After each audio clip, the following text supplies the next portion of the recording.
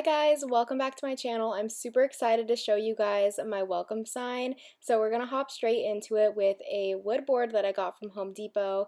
It is 4 feet tall by 8 inches wide.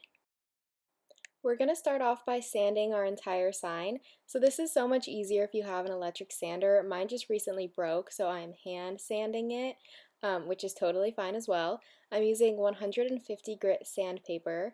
And really quick, I just wanted to let you guys know that I will have all of the materials down in the description box below, so don't forget to check that out. And also don't forget to subscribe and hit that post notification bell so that you could see all of my upcoming videos.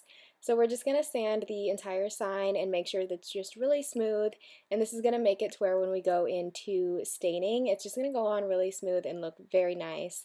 So definitely take your time with sanding, make sure you do a very even and good job. You know, run your hand over it, make sure you get all the rough spots, and don't forget the edges too, because sometimes like little wood can stick off and it could cause splinters, and you definitely don't want that, especially if you're going to sell these to your clients.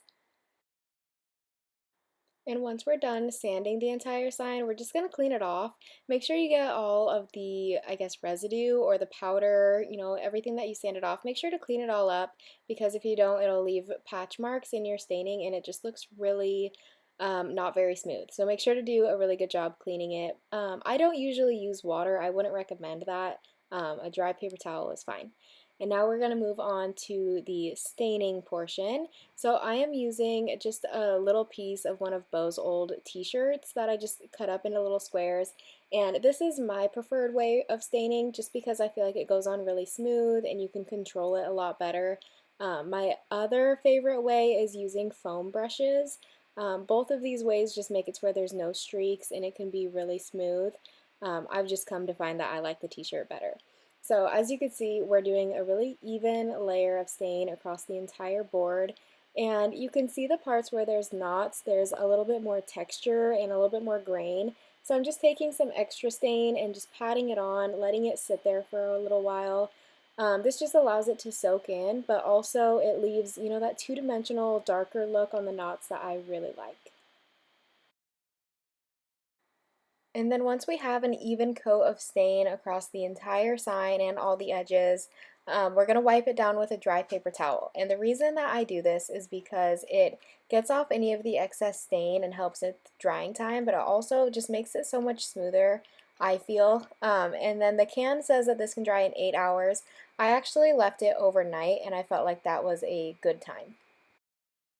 So this is the next morning, and I'm taking my spray Mod Podge, and I'm just going to do 3 to 4 thin layers of the Mod Podge.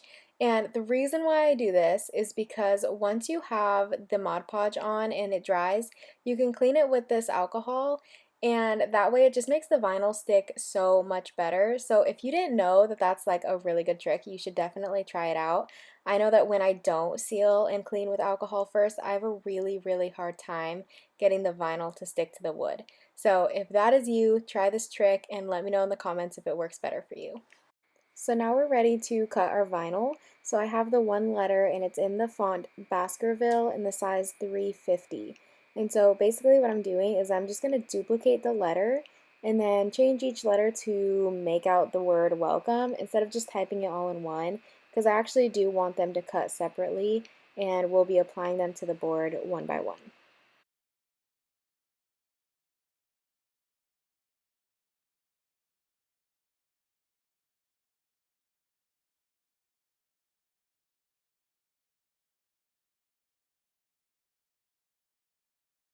Alright, and then the bottom of the sign where it says ish, depends on who you are.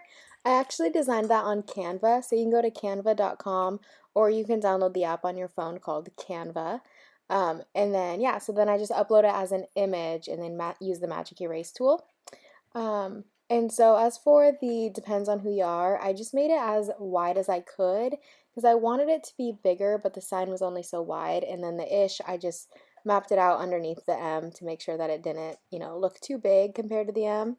And then we're ready to cut our vinyl, so we're just going to hit make it, load our mat, and then I personally like to leave the fast mode off, especially because that very bottom part is so small. The fast mode, although it's faster, it's less precise, so I like to just leave it off. and then we'll just weed as normal.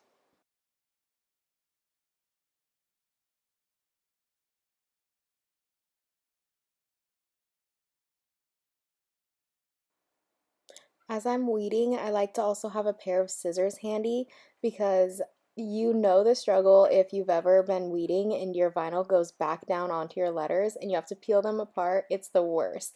So I like to just cut it away as I go.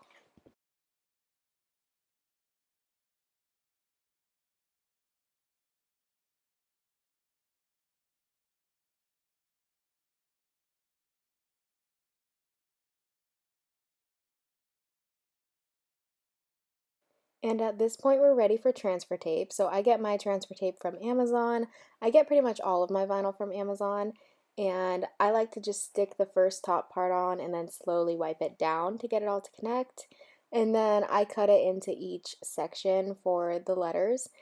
And then, yeah, so basically there's no real rhyme or reason as to where I start the sign. I just put the W up towards the top, and you'll see that I have a mini leveler and I have my ruler. So I'm just making sure it's super center and then also level by using my mini level. So yeah, so those are two tools that I really do recommend you have in your little Cricut toolbox. And I didn't map out exactly how far down I started the sign, but I did make it to where each letter was about 3 centimeters apart. It doesn't have to be exact, it'll still look fine, but that is something that I made sure I was somewhere in the realm of that. And then, yeah, as you can see, I'm having a little bit of trouble pulling off some of the letters, but using that Mod Podge and then cleaning it with the alcohol makes it so much easier.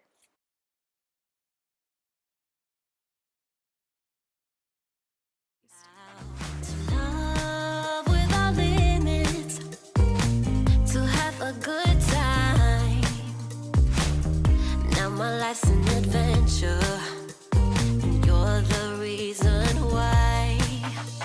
We're far away from the city lights, so small under the night sky. It's just us two, but I don't mind. You could never win. And as we're reaching the end of this video, I just wanted to give a quick thank you to literally everybody who's watching this video or has seen my TikTok or anything. I literally cannot thank you enough. I just started a couple months ago on TikTok, and I feel like I've gotten so much support from you guys and so many great comments, and I've met some of you amazing people on TikTok and YouTube, and so I just want to say thank you so much for watching my videos and showing me some support. I appreciate it more than I can say.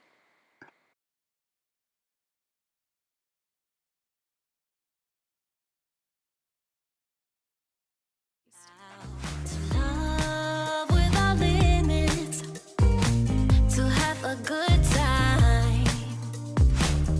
Now my life's an adventure, and you're the reason why. We're far away from the city lights, so small under the night sky. It's just us two, but I don't mind. You could never win.